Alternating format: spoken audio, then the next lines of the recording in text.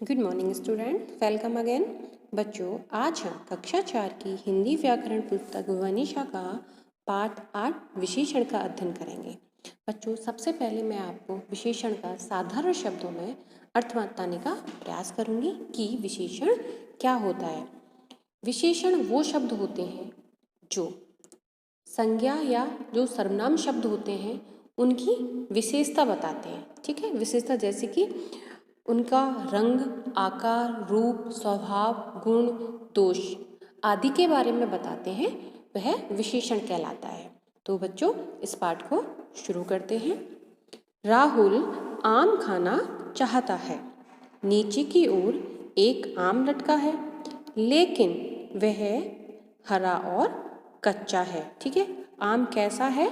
हरा और कच्चा है। राहुल तो पका आम खाना चाहता है। ऊपर की ओर कुछ आम लटके हैं, वे बड़े भी हैं और पके भी हैं। पके आम मीठे होते हैं, पर राहुल क्या करे? उस आम तक तो वह पहुंच ही नहीं पाएगा। क्या तुम उसकी सहायता कर सकते हो? अब जो ये हमने पढ़ा, इसमें देखा कि आम की कुछ विशेषताओं के बारे में बताया जा रहा है कि आम हरा और आम कैसे हैं। जो नीचे आम है, जो नीचे की तरफ लटके हुए आम हैं, वह हरे और कच्चे हैं, किंतु जो आम ऊपर की तरफ है वह पके हुए और कैसे हैं? मीठे हैं। पता नहीं तुम उसकी सहायता कर पाओगे या नहीं, पर ध्यान से सोचो तो तुम्हें आम की कई विशेषताओं के बारे में पता चल जाएगा।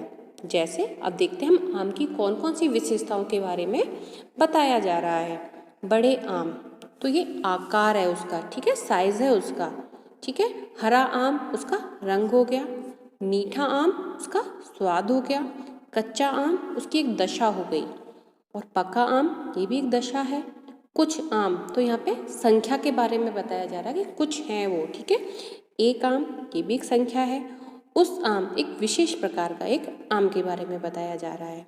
तो बच्चों, आपने देखा कि आम की विशेषता बताने के लिए कई शब्द प्रयुक्त हुए हैं। विशेषता बताने वाले ये शब्द क्या कहलाते हैं? विशेषण कहलाते हैं। ठीक है ना? तो समझ में आया आपको कि विशेषता बताने वाले ये शब्दों को ही विशेषण कहा जाता है। अब हम विशेषण की परिभाषा देखते हैं। जो शब्द किसी संज्ञा या सर्वनाम के रूप, रंग, आकार, स्वभाव आदि की विशेषता बताते हैं, उन्हें क्या कहा जाता है बच्चों? उन्हें विशेषण कहा जाता है। अब आगे पढ़ते हैं, विशेष्य क्या होता है। जिन संज्ञा या सर्वनाम शब्दों की विशेषता बताई जाती है उन्हें विशेष्य कहते हैं। अब बच्चों, आपके सामने दो चीजें हैं यहाँ पर, विशेषण और विशेष्य, कि विशेषण क्या होता है और विशेष्य क्या होता है। ठीक है, अब विशेषण क्या होता है? विशेषता बताने वाले जो शब्द होते हैं, जो किसी की, ऐसे शब्द जो किसी की विशेषता बता रहे हैं, वो क्या होगा? विशेषण होगा। और जिन शब्दों की, जिसकी विशेषता बताई जा रही है, वह क्या होगा? विशेषण होगा। अब जैसे कि मीठा आम, तो मीठा क्या हो गया यहाँ पर? विशेषण हो गया। और किसके बारे में, किसकी विशेषता बताई जा रही है? आम की बताई जा रही है। ठीक है, तो आम क्या हो गया यहाँ पर? विशेष्य हो गया। ठीक है बच्चों, तो आपको समझ में आ गया होगा कि विशेषण क्या होता है और विशेष्य क्या होता है। अब पढ़ते हैं विशेष्य। जिन संज्ञा या सर्वनाम शब्दों की विशेषता बताई जाती है उन्हें विशेष्य कहते हैं। जैसे पका आम। अब पका आम में पका शब्द एक विशेषण है, जबकि आम विशेष्य है। क्योंकि आम की विशेषता बताई जा रही है इसलिए यह विशेष्य होगा।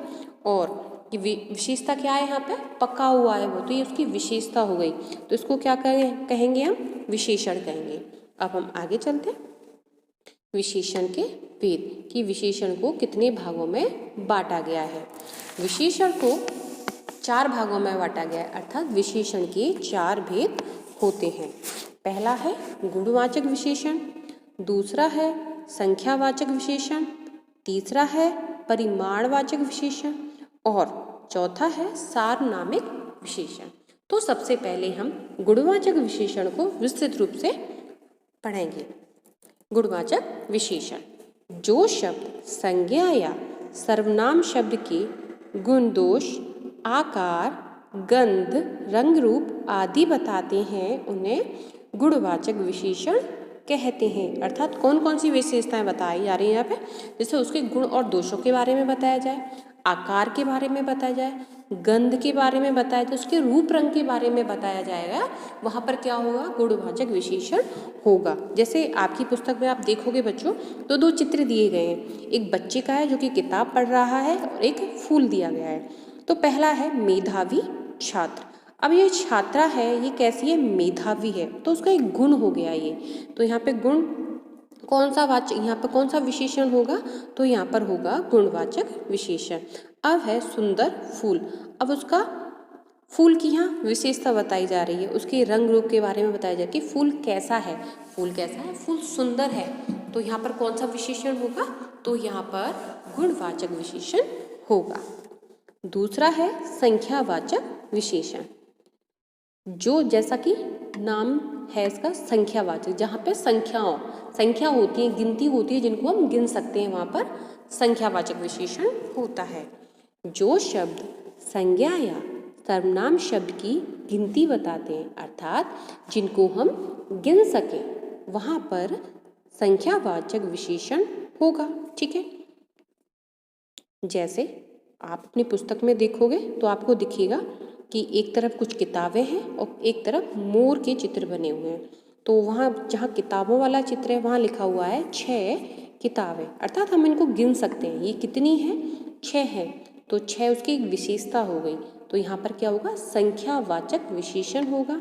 इसी प्रकार आगे वाले चित्र में देखने पर हम देखेंगे कि 5 जो मोर हैं वो क्या कर रहे हैं, नाच रहे हैं। लेकिन मोर कितने नाच रहे हैं, 5 मोर हैं, अर्थात हम उनको गिन सकते हैं, उनकी गिनती कर सकते हैं। तो यहाँ पर कौन सा विशेषण होगा, तो बच्चों यहाँ पर संख्यावाचक विशेषण होगा। अब बच्चों आगे की तरफ बढ़ते हैं। तीसरा है परिमाणवाचक विशेषण, अर्थात जिसको नापा या तोला जा सके, परिमाण करना यानी नापना या तोलना।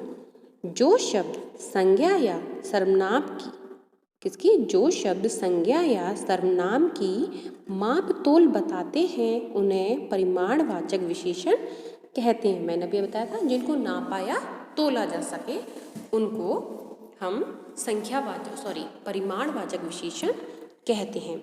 अब आगे पुस्तक में चित्र देखोगे तो थोड़ा दूध या एक गुब्बारा। ठीक है, अब हम जैसे थोड़ा दूध है तो इसको हम तोल के हिसाब से लेते हैं, जैसे लीटर हो गया। ठीक है, तो थोड़ा दूध है तो यहाँ पर परिमाण हो गया, परिमाणवाचक विशेषण होगा एक गुब्बारा।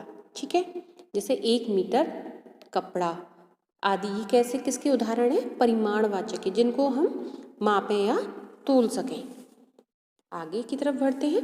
सार्वनामिक विशेषण, सर्वनाम शब्द यदि संज्ञा से पहले लगकर उसकी विशेषता बताते हैं, वहाँ क्या होता है, सार्वनामिक विशेषण होता है।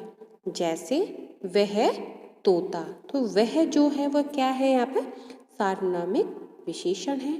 यह शेर, हमें पता है, हम जिसको इंगित कर रहे हैं, जिसके बारे में बता रहे हैं, वह क्या होता है, सार्वनामिक विशेषण होता है। यह शेर, तो पर्टिकुलर इसी शेर के बारे में बताया जाए तो यह जो शब्द है ये क्या होगा, सार्वनामिक विशेषण होगा। अब विशेषण कैसे बनाते हैं, इसके कुछ नियम हैं, उनको देख लेते हैं। कुछ शब्द तो मूल रूप से विशेषण होते हैं। ठीक है बच्चों, एक लाइन है इसमें लिखी हुई है, उसको अच्छे से पढ़ना। कुछ शब्द तो मूल रूप से विशेषण होते हैं, ठीक है, किंतु कुछ शब्दों में उपसर्ग तथा प्रत्यय जोड़कर विशेषण शब्दों की रचना की जाती है। समझ में आया आपको कुछ, कि कुछ शब्द तो मूल रूप से विशेषण होते ही हैं, किंतु कई शब्दों को उपसर्ग या प्रत्यय लगाकर उनको विशेषण शब्दों को उनको विशेषण शब्द बनाया जाता है। यहाँ कुछ संज्ञा शब्द और उसके विशेषण दिए जा रहे हैं, इन्हें आप ध्यान से पढ़िएगा। एक तरफ संज्ञा शब्द दे रखे, आगे उनको कैसे विशेषण शब्द बनाया गया है वो दिए गए हैं। तो सबसे पहले है राष्ट्र। राष्ट्र से जो विशेषण शब्द बनेगा वो बनेगा राष्ट्रीय। ठीक है। मर्म, मर्म से विशेषण शब्द बनेगा मार्मिक। पत्थर से बनेगा पथरीला, तो पत्थर का विशेषण शब्द क्या होगा? पथरीला होगा। भाग्य से विशेषण शब्द बनेगा भाग्यवान। धर्म से विशेषण शब्द बनेगा धार्मिक। सुख से सुखी, दिन से दैनिक। ठीक है ना। दिन एक संज्ञा शब्द है और उसका विशेषण रूप क्या बनेगा? दैनिक। अब है अंक। अंक का विशेषण शब्द क्या होगा? अंकित।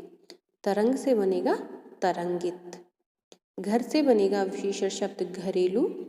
और प्यास से बनेगा प्यासा। समय से बनेगा सामयिक। ठीक है। और ज्ञान से बनेगा ज्ञानी। और आदर, आदर जो संज्ञा शब्द है, आदर का जो विशेषण शब्द बनेगा आदर से, तो वह बनेगा आदरणीय। ठीक है बच्चों, तो आपको समझ में आया किस तरीके से संज्ञा शब्दों से विशेषण शब्द बनाए जाते हैं। अब इस पाठ में हमने क्या पढ़ा उसको हम एक बार वापस पढ़ लेते हैं। उससे क्या होगा कि जो हमने पढ़ा है वो हमें अच्छे से समझ में आ जाएगा। ठीक है। सबसे पहला पॉइंट है, जिन संज्ञा या सर्वनाम शब्दों की विशेषता बताई जाती है उन्हें क्या कहते हैं? उन्हें विशेष्य कहते हैं।